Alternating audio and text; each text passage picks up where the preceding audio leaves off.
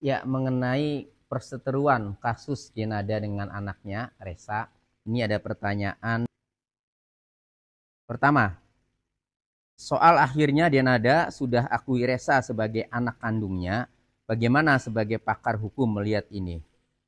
Ya, memang sudah seharusnya jika Denada merasa melahirkan Resa sebagai anak kandungnya, Resa lahir dari rahimnya Denada, memang sudah seharusnya Denada harus mengakui bahwa Resa adalah anak kandungnya. Sehingga tidak terjadi polemik seperti ini. Polemik yang sangat menyedihkan. Anak menggugat orang tua kandungnya agar diakui sebagai anaknya. Kalau seandainya sejak awal Denada mengakui bahwa Resa adalah anaknya, mungkin Resa tidak akan menggugat Denada. Jadi memang sudah seharusnya anak itu harus dilindungi, anak berhak tahu siapa orang tuanya, termasuk orang tuanya juga harus menjaga anak yang dilahirkannya, harus menafkahi anak yang dilahirkannya sampai dewasa. Karena dalam Undang-Undang Perlindungan Anak, pasal 7 ayat 1, setiap anak itu berhak untuk mengetahui orang tuanya, dibesarkan dan diasuh oleh orang tuanya sendiri. Itu hak anak. Sehingga kalau Denada sudah mengakui Resa sebagai anaknya, ya bagus. Lalu bagaimana secara hukum tanggung jawab orang tua terhadap anak yang dilahirkannya itu? Nah, ini tergantung dari Denada. Jika Denada tetap tidak memberitahu ayah biologisnya kepada anaknya, kepada Resa, maka Denada selaku ibunya mempunyai tanggung jawab terhadap anaknya. Ini diatur di dalam pasal 43 Undang-Undang Perkawinan dan pasal 100 Kompilasi Hukum Islam, di mana disebutkan bahwa anak yang dilahirkan di luar perkawinan mempunyai hubungan keperdataan dengan ibunya dan keluarga ibunya. Artinya, ibunya lah yang harus bertanggung jawab terhadap anaknya kalau anak itu lahir di luar perkawinan, lahir tanpa ikatan perkawinan. Nah, namun ada putusan Mahkamah Konstitusi nomor 46 tahun 2010 yang menganulir pasal 43 Undang-Undang Perkawinan, di mana anak yang lahir di luar perkawinan selain mempunyai hubungan keperdataan dengan ibunya, juga bisa mempunyai hubungan keperdataan dengan ayah biologisnya bila bisa dibuktikan dengan ilmu pengetahuan dan bukti lain. Nah, jadi ini kembali kepada Denada. Kalau Denada tetap tidak membuka siapa ayah biologisnya, maka resikonya yang harus bertanggung jawab adalah ibunya, dalam hal ini Denada. Kemudian pertanyaan yang kedua, soal tuntutan dari Resa sebesar 7 miliar yang sampai saat ini masih terus dilayangkan, meski sudah ada pengakuan dari Denada bahwa Resa sebagai anak kandungnya. Ya, ini tergantung Resa. Meskipun Denada selaku ibunya sudah mengakui Resa adalah anaknya, ini kembali kepada Resa yang mengajukan gugatan tersebut. Apakah dengan adanya pengakuan dari ibunya, Denada kemudian Resa mencabut gugatannya, itu hak Resa. Ataukah tetap dilanjutkan gugatannya meski Denada sudah mengakui anaknya, itu juga hak Resa. Cuma yang sangat disayangkan adalah Denada ini seharusnya tahu ayah biologis Resa ini siapa. Harusnya dikasih tahu Resanya. Sehingga ketika gugatan ini diajukan oleh Resa, tidak terhadap ibunya saja, melainkan terhadap ayah biologisnya yang harus bertanggung jawab atas nafkah dan pemeliharaan anak sejak lahir. Nah, jadi kalau Denada tetap tidak membuka siapa ayah biologisnya, ya resikonya yang digugat adalah Denadanya saja oleh Resa ini. Coba kalau Denadanya ngebuka siapa ayah kandung atau ayah biologis dari Resa. Mungkin ayah biologisnya juga yang digugat oleh Resa. Tentunya harus bisa dibuktikan secara ilmu pengetahuan bahwa laki-laki tersebut adalah ayah biologisnya. Baru setelah itu digugat mengenai tanggung jawab nafkahnya terhadap anak sejak lahir. Nah, kalau saya lihat perkara gugatan Resa terhadap Denada di Pengadilan Negeri Banyuwangi, itu tercatat nomor perkara 288 garis miring PDT.G garis miring 2025 garis miring PN BYW atau Banyuwangi. Nah, kalau saya melihat dari jenis gugatannya, ini adalah gugatan perbuatan melawan hukum. Kemudian dilihat dari petitumnya, ini agar menyatakan tergugat telah melakukan perbuatan melawan hukum atas kelalaian terhadap tanggung jawab sebagai ibu kepada penggugat sejak lahir. Nah, ini berarti mempersoalkan tanggung jawab Denada sebagai seorang ibu yang tidak menafkahi Resa sejak lahir.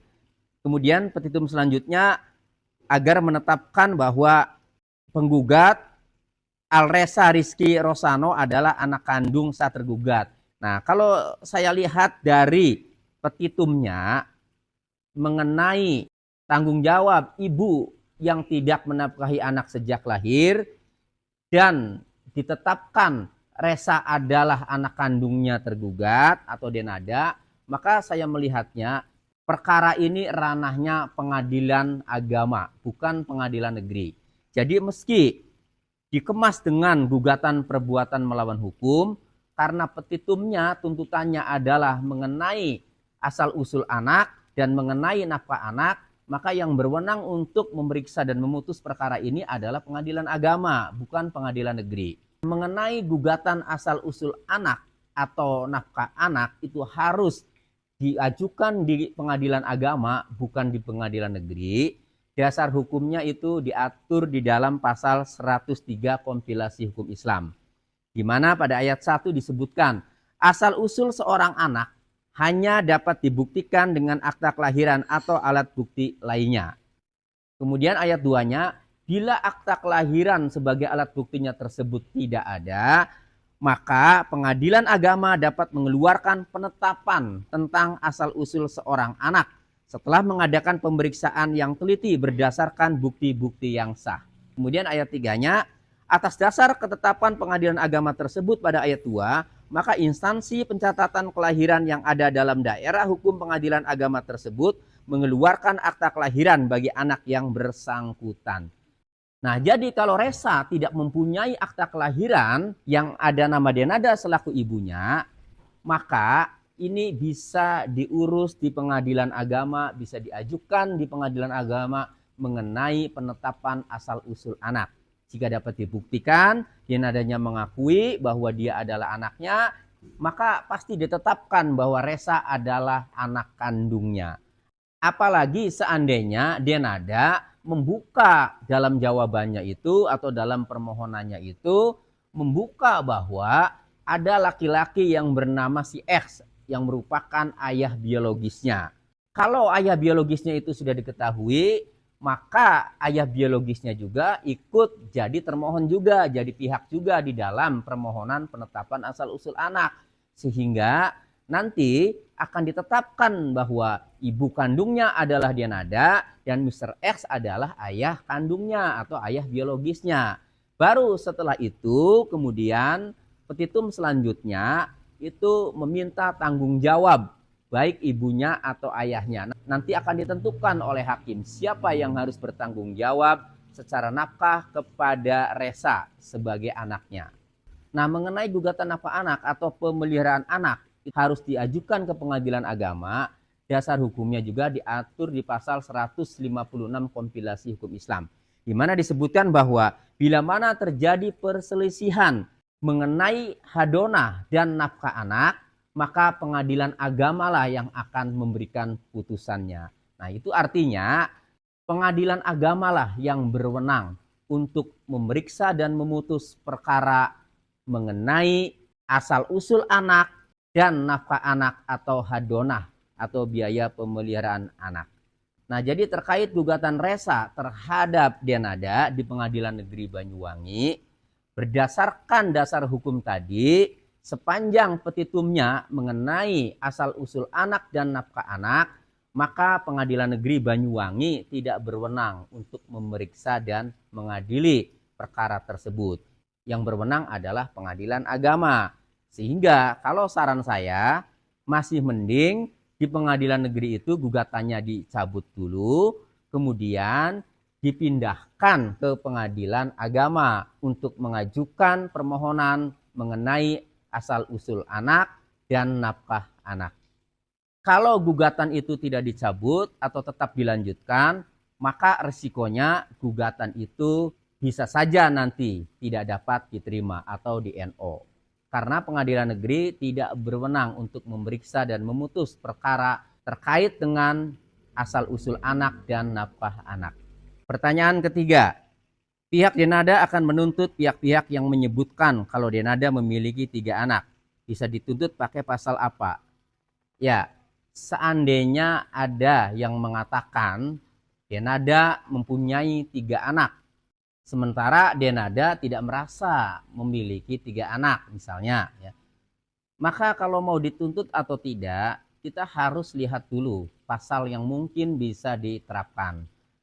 Ada pasal 433 KUHP, ya, di KUHP yang baru nih, di Undang-Undang Nomor 1 Tahun 2023 tentang pencemaran, di mana di dalam pasal 433 tersebut, supaya dapat dituntut dengan pasal pencemaran tersebut, maka seseorang harus menuduhkan sesuatu, padahal orang itu tidak merasa melakukan. Tuduhannya itu agar diketahui oleh publik, oleh khalayak, maka diancam dengan pasal 433 tentang pencemaran. Ancaman hukumannya paling lama 9 bulan penjara.